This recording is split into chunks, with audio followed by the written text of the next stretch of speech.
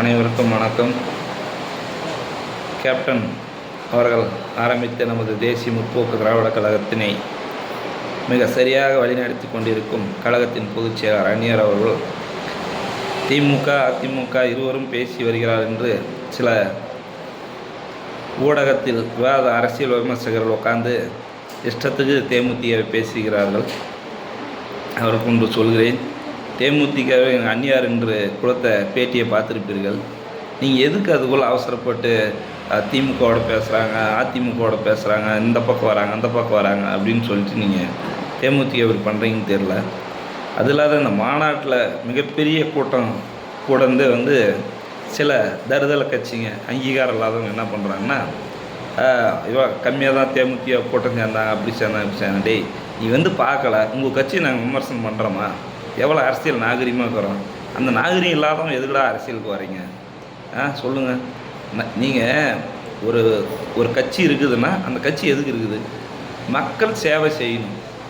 தேமுதிக மக்கள் சேவை செய்யலை அப்படின்னு சொல்லுங்கள்.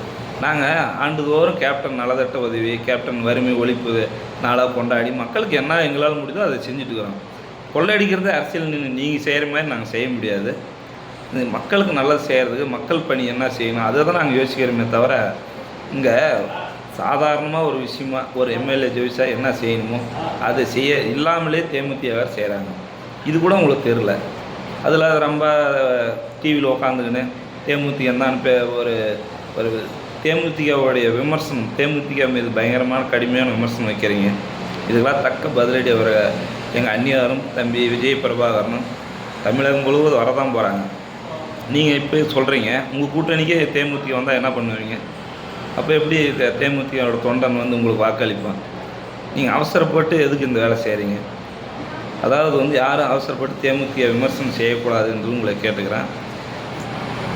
ஒரு மனவேதனை டெய்லி டிவியில் பார்த்தா கூட்டணிக்கு என்ன அவசரம்னு எங்கள் அந்நியார் சொல்கிறாங்க. உங்களுக்கு என்ன அவசரம்? பத்திரிக்கை இருக்குது உங்களுக்கு எதுனா நீங்கள் அங்கே என்ன முதல் போட்டுக்கிறீங்களா? சொல்லுங்கள். உழைச்சி கட்சியை பணத்தை வச்சு நான் எங்கள் காசை வச்சு கட்சி நடத்திட்டு இருக்கிறோம். உங்களுக்கு என்ன அவசரம்? நாங்களே அவசரப்படல, நாங்கள் வேலை செஞ்சுட்டுக்கிறோம். மற்ற மாநிலத்தெலாம் பாருங்கள், தேர்தல் அப்போ தேர்தல் வேலை செய்வாங்க கட்சிக்காரர். எங்கள் தேமுதிக தொண்டர்கள் மாதிரி மற்ற டைம் போய் மேஸ்திரி வேலை செய்கிறது, கட்டட வேலை செய்கிறது, வண்டி ஓட்டுநர் வேலை செய்கிறது, அவங்கவுங்க பணி அவங்கவுங்க செஞ்சுட்டுக்கிறாங்க.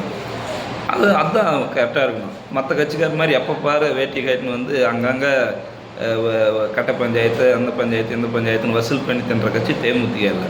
உழைக்கிற மக்கள் இருக்கிற கட்சி தேமுதிக. அது நல்ல முடிவாக எங்கள் அம்மா அந்நியார் அவர்கள் எடுப்பாங்க. நீங்கள் அதுக்குள் பேக் கமெண்ட்ஸ் போட வேணாம். உழைப்பவர்கள் உயர வேண்டும், அது தேமுதிகவால் மட்டும்தான் முடியும் என்று இத்துடன் எனது பேச்சையை முடித்துக் கொள்கிறேன். நன்றி, வணக்கம்.